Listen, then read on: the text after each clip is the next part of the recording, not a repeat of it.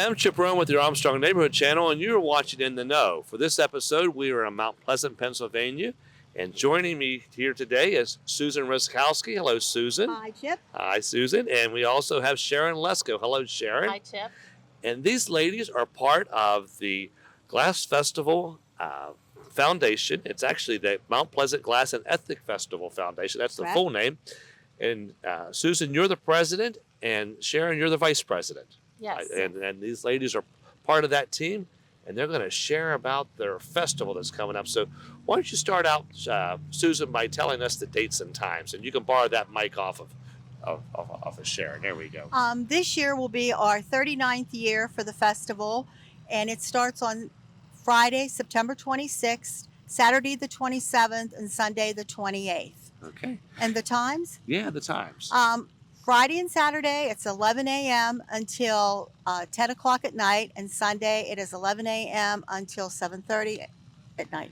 And it's right here in what we would say downtown Mount Pleasant, and we're actually at the Veterans Square. Is there an address that you give for folks to find it, or just come to the center in town, right? I think we use 1 South Diamond Street. One Mount South Pleasant. Diamond Street? Okay, Mhm. that's good. Yeah. If you needed a GPS, you could find it. Yes, yes. Yeah, so. Why we're talking about that parking? You want to tell us about parking? You have a couple options for that. You want to talk about that? We do. I mean, there's parking in town on Main Street, those various places. There's a few parking lots that we have. But we have also made arrangements with Lennox, the former Lennox plant. People can park there, and we have shuttles that'll run about every 15, 20 minutes till they get somebody in here, get them dropped off. They'll make a rotation, and go back out and pick them up again. The other place is Walmart down in Mount Pleasant here. Mm-hmm. There will also be a shuttle from there and bring you in. They'll drop you off right here at the Diamond. They'll pick you up right here at the Diamond. And I've used that service before, and it works great. It works. Yeah, yes, it's easy to find a spot. You don't have to walk long. And the buses are constantly running. I remember one year I was really pleased how easy that was. Yes, and they are handicap accessible now. Yeah. Yes. Now, Susan, this is a long-standing tradition. You want to talk about some of the history with the festival, how it started and how it's kind of evolved over time? 39 years ago, when Nationality Days were on Main Street, the businesses would host different organizations in front of their business. And at that time, Jerry Lucia and Jeff Landy got together and thought, let's bring this in a bigger area. And so it became back here on Washington Street and Diamond Street, and brought in vendors, and it brought in, at that time, glass vendors, because we had a lot of glass industry here in Mount Pleasant.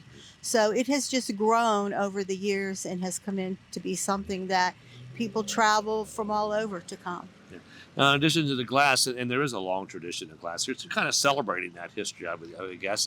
But there also the ethnic food. That's been a big part of it, too. And like churches actually participate, and I know they have a lot of those ethnic foods, too. We do. We have, this year we have ethnic food.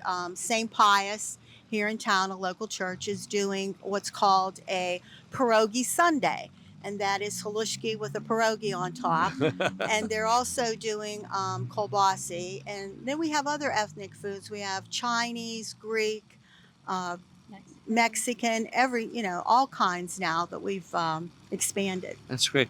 Now, I know that you have a lot of things coming back that you've done for 39 years, but is there anything new this year? Anything you want to talk about that's new?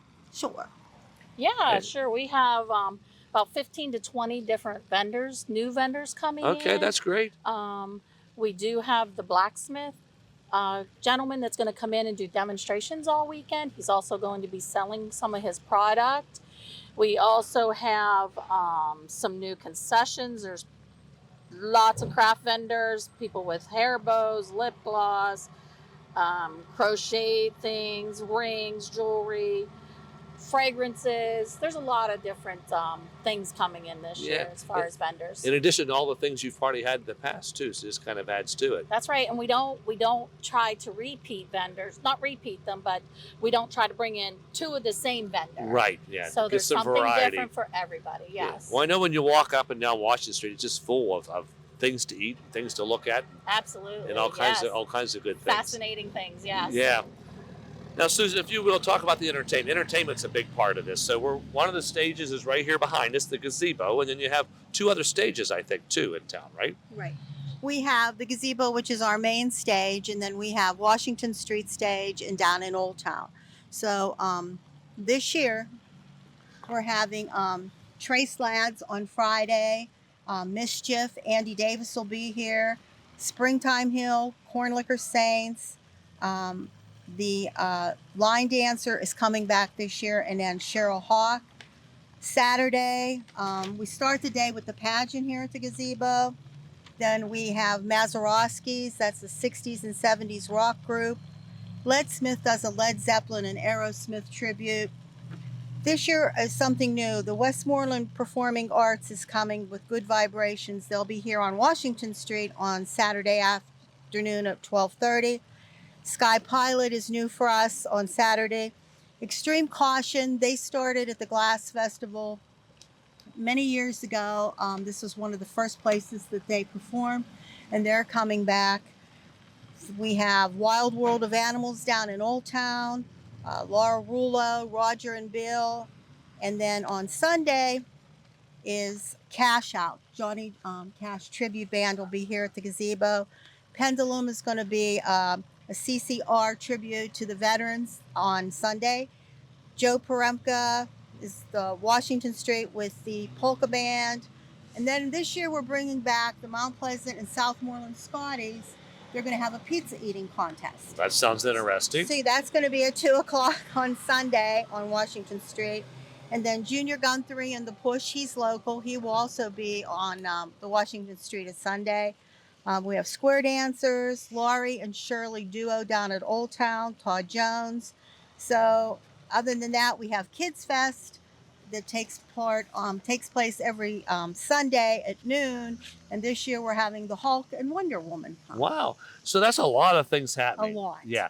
And if someone wanted to find out, you have a Facebook page. I think Yes. people, and it's probably under Mount Pleasant Glass and Ethnic Festival, they Yes. could find that. And you have a website too Absolutely, that they yes. can, so just Which Google. is also Mount Pleasant Glass and Ethnic Festival.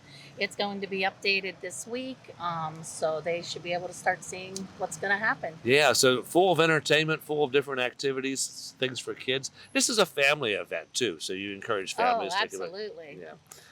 How about one of the big things is the parade. When does the parade happen?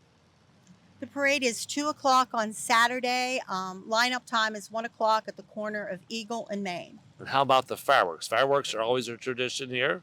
The fireworks will close out the Glass Festival. They will be directly following the last band, which is Pendulum, at the gazebo here. So whatever time they finish, give or take, 7:30, 7:20, whatever Yeah. it is. So as soon as that's finished, fireworks will follow. Yeah, that And sounds those great. are sponsored. They have been in the past sponsored by Somerset Trust, which we are very glad to have their sponsorship and their support every year. Yeah. And sponsors are really important to this. There's no admission cost. If people can get in without any charge, and there's no charge for the transportation if they need to use that. No charge for transportation, no charge to get into the event, no charge to listen to any of the bands. And no charge to get out either. That's right. That's right. But our sponsors, without our sponsors, and you, Armstrong is a big one. White Insurance is a big one for us. Somerset Trust, Key Bank.